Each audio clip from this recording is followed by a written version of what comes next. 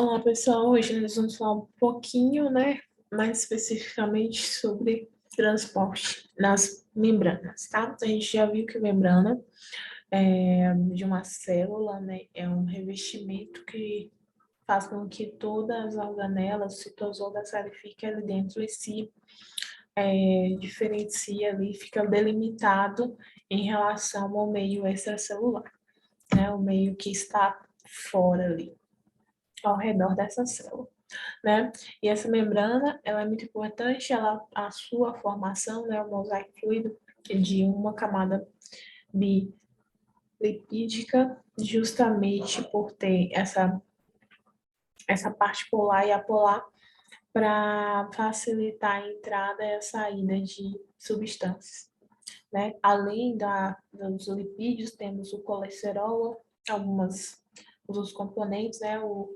glicocálise formado na glicose, e as proteínas, né, proteínas integrais ou periféricas, certo? Então, a gente vai falar sobre alguns tipos de transporte nessas membranas, tá? Nós temos dois tipos de transporte ativo e o transporte passivo. O transporte ativo é aquele que vai ter gasto de energia, gasto de ATP, diferentemente do transporte passivo, que ele não vai ter gasto de energia, e ele vai ser a favor do gradiente de concentração. Muito importante que vocês se lembrem dessas duas palavrinhas, três palavrinhas, né? Gradiente de concentração. Ou seja, quando é que o gradiente de concentração vai estar mais alto? Quando estiver com mais soluto, quando estiver mais concentrado, mais saturado. Então, ele vai ser a favor do gradiente de concentração, ou seja, ele vai sair de um meio que está mais concentrado para ir para o menos concentrado, passivo, né? Já o ativo, ele, como não é o certo, né? A direção certa de ir do mais concentrado para o menos concentrado, ele está fazendo o sentido inverso, está indo do menos concentrado para o mais concentrado. Já tem muita gente dentro de um quarto, né? Qual o seu objetivo ali? Sair desse quarto e não ficar lá. Uma multidão ali, muita gente no ônibus, por exemplo. Você quer sair, não quer ficar lá. O transporte ativo é isso, mais pessoas vai entrando, mais micromoléculas vão entrando. Diferentemente do transporte passivo, né? Que é o ao contrário, né? As pessoas vão descendo nos seus pontos, tá?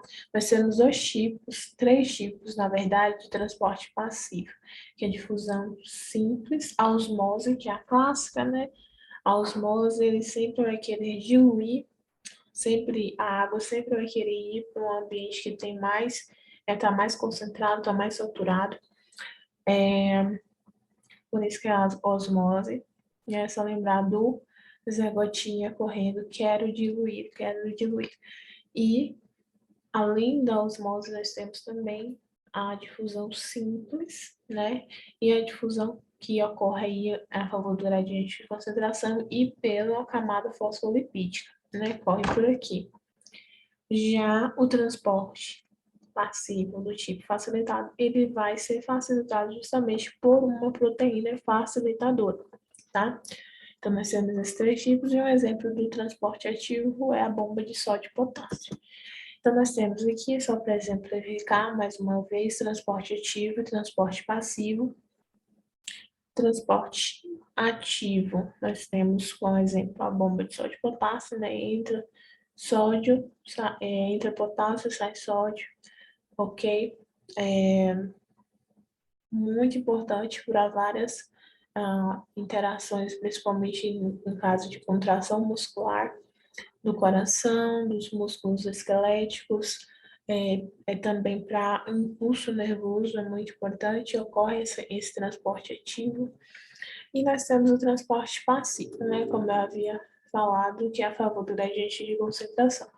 No transporte ativo, nós temos esses dois, difusão simples, difusão facilitada. A difusão simples ocorre pela camada fosfolipídica, diferentemente da facilitada, que é que pega uma proteína integral aqui, que acaba facilitando esse transporte. E a osmose, né, que a água sempre vai querer ir, né, aqui nós temos uma altura de água bem maior, que já tem menor, que a água está indo para onde está mais concentrada. Exemplo é de um exemplo clássico, né, quando a gente coloca sal em alguma coisa, é, é,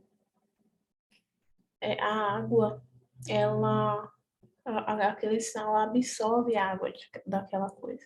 Um exemplo é de carne, né? Carne que salga justamente para tirar essa água, né? E facilitar o processo lá de cozimento e tal. Então, transporte de ativo da bomba de sódio e potássio, então entra 3 sódios e sai 2 potássios, né? A favor contra o gradiente de concentração. E nós temos também o transporte de macromoléculas, né? A endocitose. A endocitose, que é quando produz ali dentro da célula mesmo, né? Para dentro da célula, produz proteína, alguma coisa, ou até mesmo micro-organismos. A endocitose ela é dividida em 2 tipos: a fagocitose, quando é sólido, som, e quando é líquido, é pinocitose, né? Forma aí uma vesícula com esse líquido, como está mostrado aqui, ou uma vesícula com sólido, para dentro, para correr dentro da célula mesmo. Por isso chama endo, dentro, né? E exocitose é para sair da célula. Aqui é mais um exemplo, né, dos tipos. Aqui a água querendo entrar na citosol, oxigênio, azoto, etanol, glicerol, cálcio, cloro, enfim. Aí nós temos também a osmose, a questão da osmose na célula animal e vegetal, tá? A osmose na célula animal e vegetal. A osmose na célula vegetal, nós vamos ter aqui 3 tipos: no meio isotônico, meio hipertônico, nós vamos ter hipertônico, vamos ter a crenação, tá? Quando a célula murcha, é chamado crenação, tá? Assim como, assim como, aqui tá errado, tá? Não é plasmólise. A célula vegetal, hipertônico, crenação. Já quando tem muita água, é plasmólise, porque ocorre a quebra da célula, né? Ali, a quebra não, há o rompimento ali da membrana da célula, no animal. No vegetal, nós vamos ter, no meio hipertônico, né? Ela vai só, hipertônica, ela vai só murchar, né? Porque ela perdeu água. E quando for no meio hipotônico, ela vai sofrer turgência. Então, é só no animal mesmo que a gente tem essa questão da crenação, lembrar do nome, crenação e homólise para outra célula, se for a célula hemácia, e plasmólise, no caso, plasmólise se não for hemácia e hemólise se for hemácia. Aqui nós temos um gráfico, né? Como pode, esses tipos de transporte pode cair no gráfico, geralmente é pedido a velocidade desse transporte em meio extracelular, tá? Do meio extracelular. Qual a velocidade do transporte? Esse primeiro aqui, ele vai ser aqui que está constante, é um transporte ativo, porque ele não muda, né? A velocidade ela não aumenta de acordo com a velocidade não aumenta, né? A velocidade é constante no transporte ativo. E já a difusão facilitada, ela é bem rápida, depois ela se estabiliza, né? Difusão facilitada e aqui a difusão é simples, né? Que ocorreria sempre em uma velocidade constante.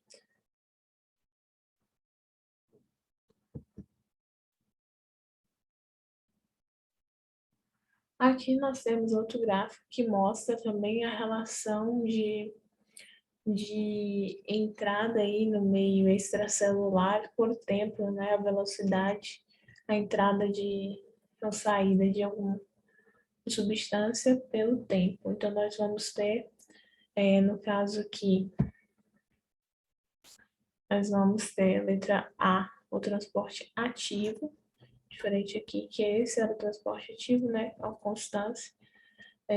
Constante. Aqui nós temos o transporte ativo, né, em uma reta, progressivo, né, que entre a célula, no meio extracelular, sempre tá entrando ao redor do tempo, ao passar do tempo. E o B, né, ele começa rápido, depois, muito rápido, depois se estabiliza, fica constante, né, que é a facilitada, né, facilitada.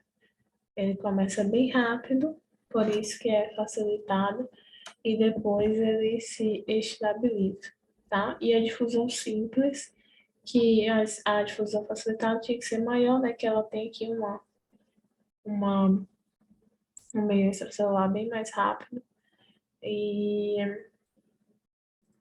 E aqui ela se estabiliza em detrimento da difusão simples, né? Que ela demora mais. A difusão simples ela não tem ajuda, então ela vai demorar mais. E esse aqui é um meio isotônico. Vamos para algumas questões. Primeiro, o transporte de substâncias através da célula da membrana pode ser realizado com um gasto energético, que se trata de um transporte ativo ou sem gasto energético. Aí se tem um transporte passivo. Algumas substâncias são transportadas pela formação de vesículas na membrana, possibilitando que a célula transporte uma maior quantidade de substâncias como a macromoléculas e até micro-organismos, como bactérias. Analise os tipos de transportes identificados a seguir e assinale em quais deles há a formação de vesículas. Formação de vesículas é macromoléculas, endocitose e exocitose. Todas as células têm a membrana plasmática ou plasma-lema que separa o conteúdo protoplasmático ou meio intracelular do meio ambiente. A existência e integridade dessa estrutura são importantes porque a membrana A. Regula as trocas entre a célula e o meio, só permitindo a passagem de moléculas de fora para dentro e impedindo a passagem em sentido inverso? Não. B. Possibilita a célula manter a composição intracelular diversa do meio ambiente? Mais ou menos. C. Impede a penetração de substâncias existentes em excesso no ambiente? Não. D. Torna desnecessário o consumo energético para a captação de metabólitos do meio externo? Não, é necessário. E impede a saída de água do citoplasma? Também não. Então, letra B é a correta. Enem. Uma das estratégias para a conservação de alimentos é o salgamento. A adição de cloreto de sódio, né, o sal, historicamente utilizado por tropeiros, vaqueiros e sertanejos para conservar carnes de boi, porco e peixe. O que ocorre com as células presentes nos alimentos preservados com essa técnica? Letra A.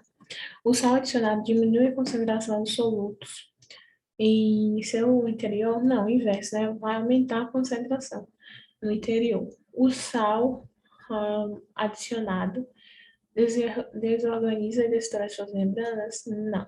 C. A adição de sal altera as propriedades de suas membranas plasmáticas? Não. D. Os íons sódio e cloro provenientes da dissociação do sal entram livremente nelas. Letra E. A grande concentração de sal no meio extracelular provoca a saída de água de dentro delas. Esta está correta. Porque a técnica de salgamento promove a formação de um ambiente hipertônico, que aumenta a pressão osmótica externa, promovendo a desidratação das células. A célula é desidratada pelo aumento da pressão osmótica na célula. Uma célula vegetal plasmolizada em solução de concentração fraca foi colocada em outra solução hipertônica em relação à célula. Em função disso, deverá ocorrer: letra A, perda de água pela célula. hipertônica, né?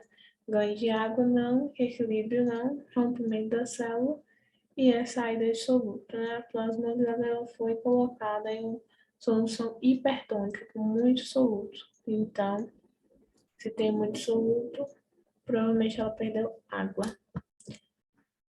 Batatas, antes de serem fritas, são imersas em água com sal durante alguns minutos e depois escorridas em papel absorvente, além de realçar o sabor. Qual o efeito biológico acarretado por essa providência? Letra A.